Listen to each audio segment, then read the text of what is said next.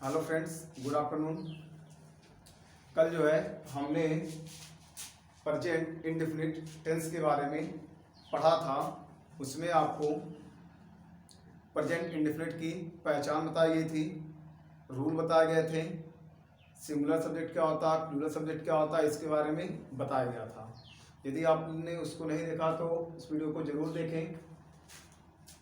और आज हम जो है पास्ट इंडेफिनिट टेंस के बारे में पढ़ेंगे। इसकी जो है पहचान है, वाक्य के अंत में ता था, ती थी, ते थे, या, जे, ई आदि शब्द आएंगे। इसके अफर्मेटिव का रूल है सब्जेक्ट प्लस वर्ब का सेकंड फॉर्म प्लस ऑब्जेक्ट। आपको जो है टेंस बनाने के लिए सबसे इम्पोर्टेंट इसका जो है रूल और पहचान ये आपको पता होनी चाहिए।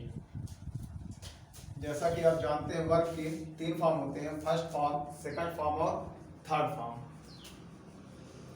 ये ऐसे चलता है, गो, वेंट, गॉन, कम, केम, कम। और रीड के तीनों फॉर्म रीड ही होते हैं, रीड, रेड और रीड। इस प्रकार से जो है आपके तीनों फॉर्म चलते हैं। तो चलिए इसको हम बनाते हैं। तो सब्जेक्ट आपका यहाँ पे आई हो जाएगा और वर्ब आपका गो है, गो का सेकंड फॉर्म क्या होगा, वेंट, जाना। तो हो जाएगा आई वेंट, कहाँ जाता था, स्कूल। तो ऑब्जेक्ट आपका हो जाएगा टू स्कूल। दूसरा सेंटेंस है आपका वह किताब पढ़ता था। तो यहाँ पे आपका सब्जेक्ट है ही और वर्ब आपका क्या है, पढ़ना। तो पढ़ने का सेकंड फॉर्म क्या होगा, रीड। इसके बाद ऑब्जेक्ट आपका क्या है, किताब है। तो इस ये आप लगा देंगे द बुक। तीसरा सेंटेंस आपका पुलिस ने चोर को पकड़ा। तो इसमें आपका सब्जेक्ट है द पुलिस और वर्ब आपका है पकड़ना। तो पकड़ना है यानी कि कैच, कैच का थर्ड फॉर्म काट हो जाएगा। किसे पकड़ा, चोर को। ये हो जाएगा द थीफ।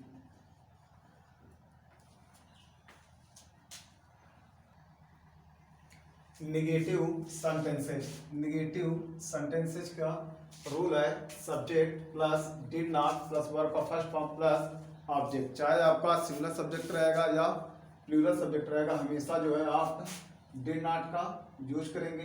एक चीज और ध्यान देंगे, इसमें जो है वर्ब का फर्स्ट फॉर्म यूज होगा, जबकि अफर्मेटिव में आपका हमेशा वर्ब का सेकंड फॉर्म यूज होता था।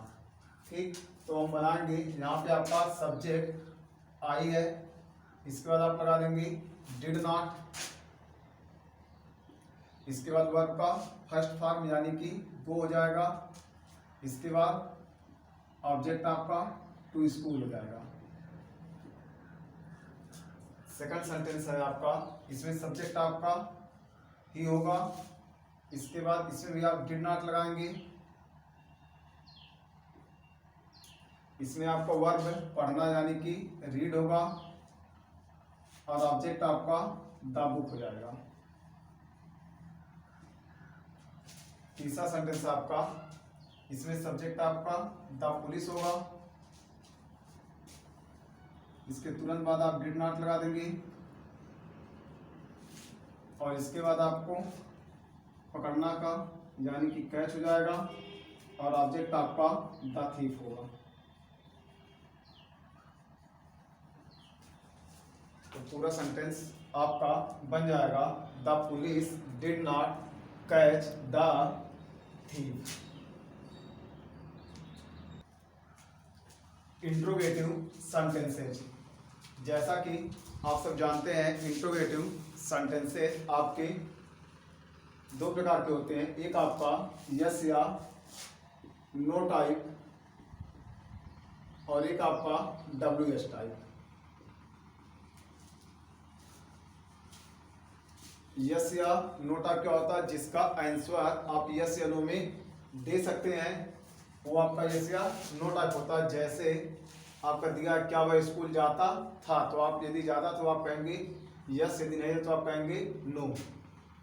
मतलब जिसका आंसर आप यस या नो में दे सकते हो क्या होगा, यस या नो टाइप। और हिंदी में जो आपके यस या नो टाइप वाले वाक्य होते हैं उसके शुरू में ही क्या शब्द जुड़ा रहता है।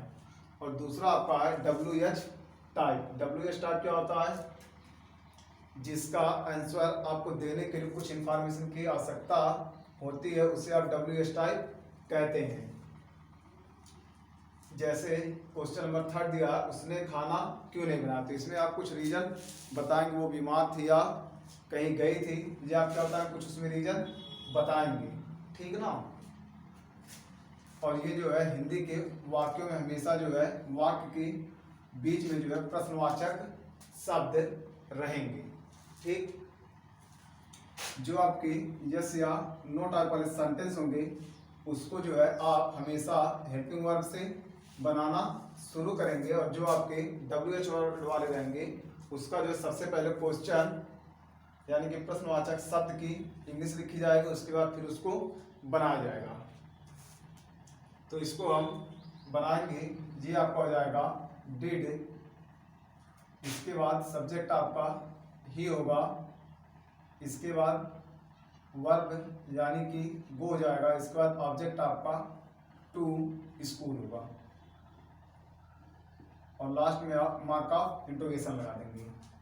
इसमें भी ऐसे ही आप करेंगे, सबसे पहले डिड यानी कि हेल्पिंग वर्ब लग जाएगा, इसके बाद सब्जेक्ट यानी कि यू हो जाएगा, इसके बाद वर्ब का फर्स्ट फॉर्म यानी कि रीड होगा, इसके बाद ऑब्जेक्ट यानी कि द बुक हो जाएगा। और इसमें उसने की इंग्लिश सबसे पहले आप क्वेश्चन वर्ड की इंग्लिश बनाएंगे यानी कि वाई होगा, इसके बाद आप डिड लगा देंगे, इसके बाद सब्जेक्ट यानी कि सी लगा देंगे, यदि आपका लड़का रहेगा तो आप ही लगाएंगे और लड़की रहेगी तो आप सी लगाएंगे, ठीक ना। सब्जेक्ट आपका हो गया, इसके बाद यदि प्रश्नवाचक वाक्यों में नहीं शब्द आता है तो उसको जो है हमेशा सब्जेक्ट के तुरंत बाद आप लगाएंगे, तो ये आपका हो जाएगा नॉट, और इसके बाद वर्ब का फर्स्ट फॉर्म खाना बनाने की इंग्लिश होती है कुक, तो कुक हो जाएगा, इसके बाद ऑब्जेक्ट आपका द फूड हो जाएगा।